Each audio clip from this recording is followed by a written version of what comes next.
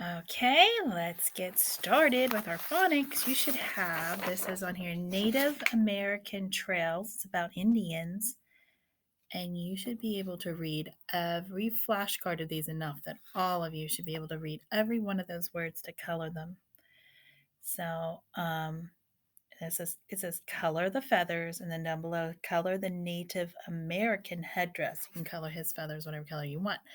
You can look at this picture and color it while I read to you from my book. Oh, first things first, don't forget to write your name. I'll read to you from my book just some things about Native Americans. That's another word for Indians. I call them Native Americans. So you'll either look at my picture or color your picture but you should be able to read all those words and color them properly, I would hope. I'll go after I'm done reading from my book here about it. I'll go over this with you, and you should have them. Hopefully, you have them right. Okay, so it says Native Americans played an important part in our American history. Much information may be gained by visiting places that bring to life the culture and customs of the Native Americans. So sometimes you can visit some places and they'll show, teach you stuff about them. Crazy Horse Memorial in South Dakota. That's pretty far from here. It's up north of us, northwest.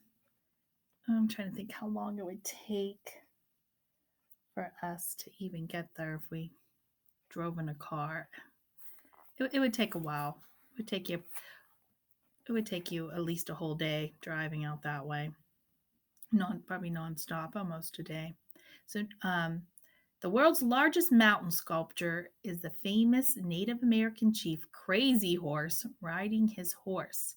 It is still being carved in the Black Hills of South Dakota. The work began in 1949 at the request of Lakota Indian chiefs as a monument to the American Indians. So I don't know if they finished that or not. Cheyenne Frontier Days in Wyoming. Wyoming's even farther away from us. Every year, as part of the celebration of the Wild West, Native Americans perform native dances, music, and storytelling at Frontier Park Indian Village. So you might see some things like that on TV, them doing their dances and singing. And then Cherokee, North Carolina. That's not too far from North Carolina. It's not too far from us. You could get there in probably half a day. The town is named for the Cherokee Native Americans. One of the America's most popular outdoor plays, Unto These Hills, tells the history of the Cherokee. So, just telling you a little bit of things about the Indians, our Native Americans. All right. All right. Let's see if you know your colors. I'll read to you what each one of these say, and hopefully you colored them right. So, we have pink, orange, green, purple, brown, and on this side, red, yellow, blue, white, and black. There's one color missing that I flashcard with you. Do you know what color that is? You said gray. You were right. Yeah, I don't see gray on there. I think that's the only one that's on there that's, yeah. Well, if we get to white, you don't have to do anything with white, huh? Just leave it white.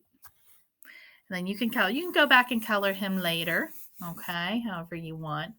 This back page is a little bit tricky. I want to do this bottom with you first.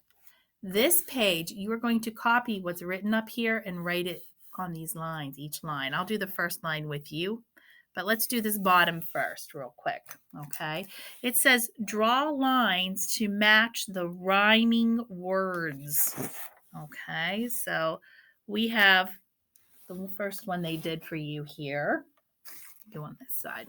We have sock, clock. Okay, trace that. All right. So we have bee. What would rhyme with bee? Tree. So draw a line to that. It's like an X right there. And then we have cone. And what is this? bone. So you're just going to draw across. Okay, let's look on this side now. We have moon, spoon, right. And we have, oh, I was thinking that was a cube. That's not a cube. That's a box. Box. What would rhyme with box? Fox. So draw a line to them. And then we have corn. What is that? A horn. Draw a line to those two. All right, now the top up here, I want neat work done across here. I'll do the first one. Let me write the first one. So let me read to you what this says, what you're writing. It says, red fawn brave, red fawn fast, big fawn sleep, tiptoe past. So red fawn looks like that looks like Dave in the picture, huh? He's pretending to be a little Indian named Red Fawn. And what is a fawn? A little deer, right? Baby deer. So I'm going to write this. I'll show you how it should look.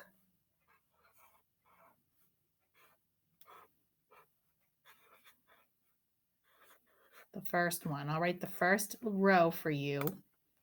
And the rest you're just copying from the top.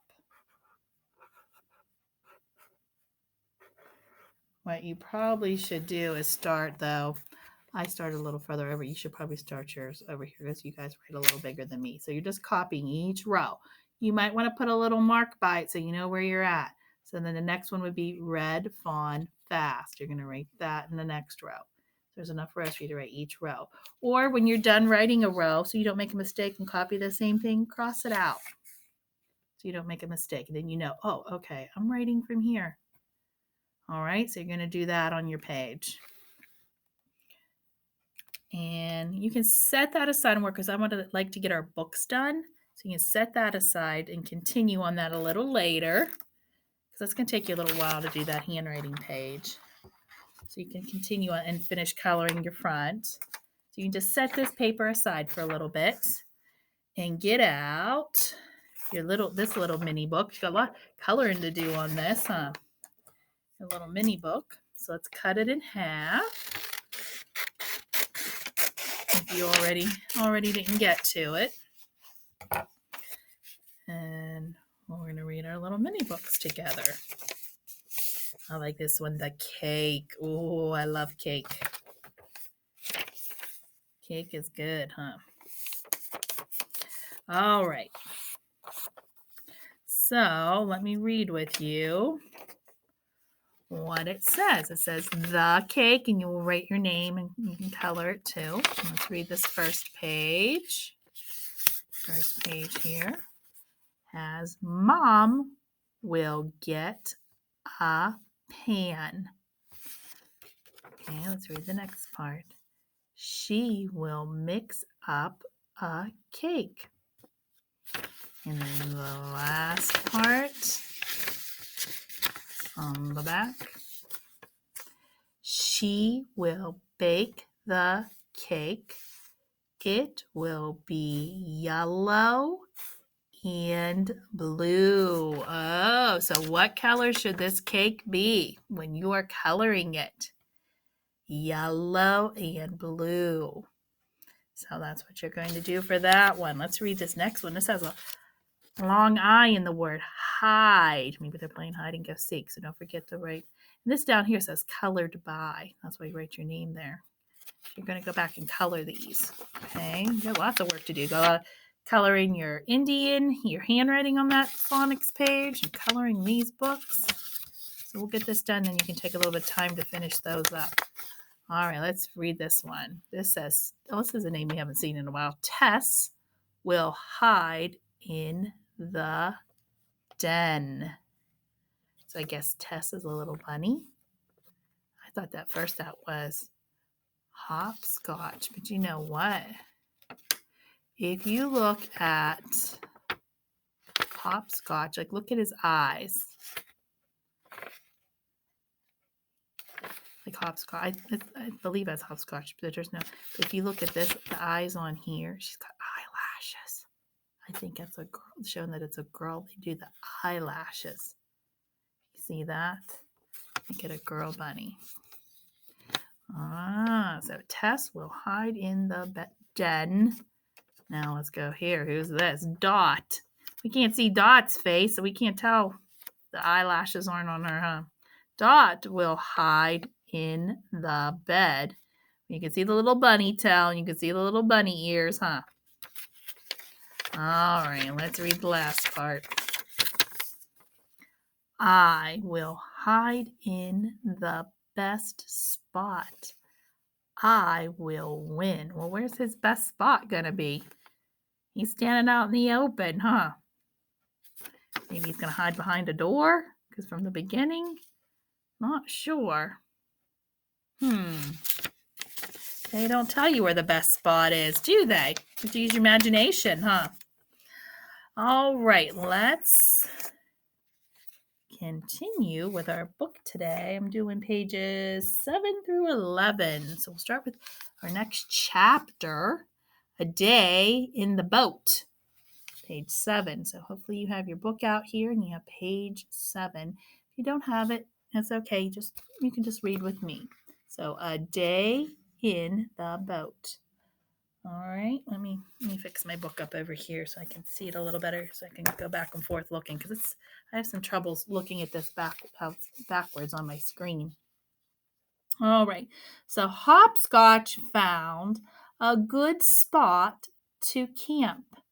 Hopscotch got the tent.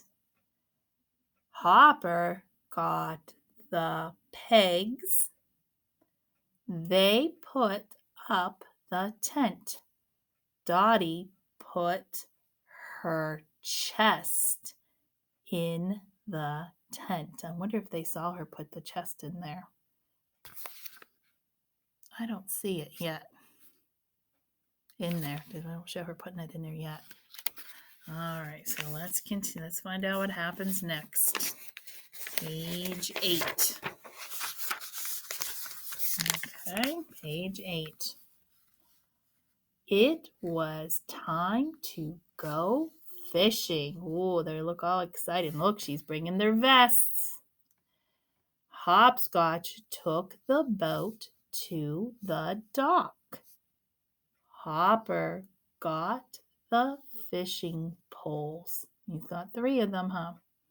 Dottie got the life vests. Off they went. Okay, let's see what happens next. They're all got their fishing. There's all their little bobbers in there, right? All right, so page 9. 3 hooks went into the water. Hopscotch did not get a bite. Dottie did not get a bite.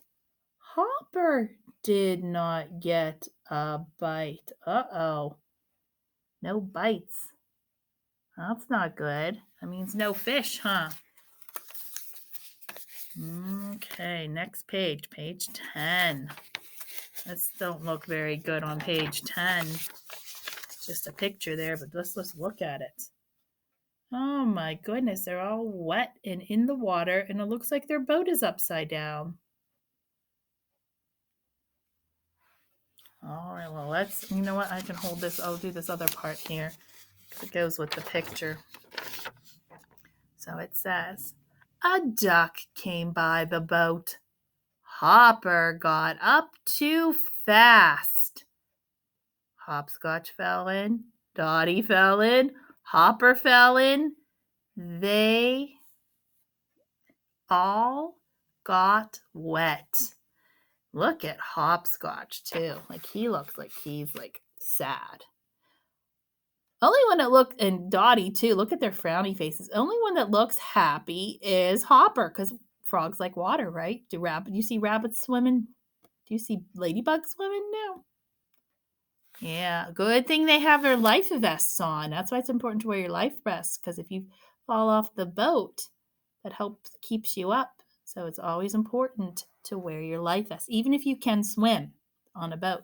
You always should wear your life vest, even if you can swim. All right, let's find out what happens next tomorrow. Tomorrow is a night in the boat. So let's find out what happens tomorrow. Looks like Dottie's sunning on the beach there, huh?